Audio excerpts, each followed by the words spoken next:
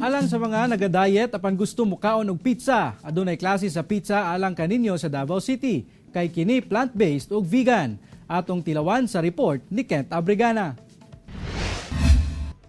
Comfort food sagad sa mga Pinoy ang pizza. Apan ginalikihan kini sa mga naga-diet. Apan sa Davao City, dunay pizza nga plant-based ug vegan. Gama kini sa magtian niya pulos vegan nga sila Benedict ug Bless magsambol. Mayo ni atong milibay tuig. Nauna-hunaan nilang itukod kini nga negosyo. So naisip namin, how can we eat again the pizza made all from vegetables? And then from there, doon na namin naisip kung paano siyang sisimulan. We are using special ingredients na you can feel like, taste like, and smell like mura siya tinuod na meat. Gikan sa dough, hangtod sa ingredients, pulos plant-based. O karon mga kapuso, the moment of truth. Ato ang tilawan ang ato ang plant-based na pizza. Okay? Sabay-sabay na sir, o ma'am. Sige, sige.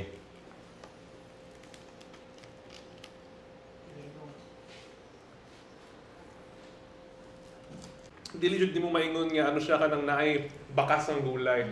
Which is nakanindot siya kasi syempre murag mauni ang lasa nga ato ang nakasanayan kumbaga. Correct. Gawa sa plant-based pizza, doon na sab sila'y plant-based tapa ug pork belly.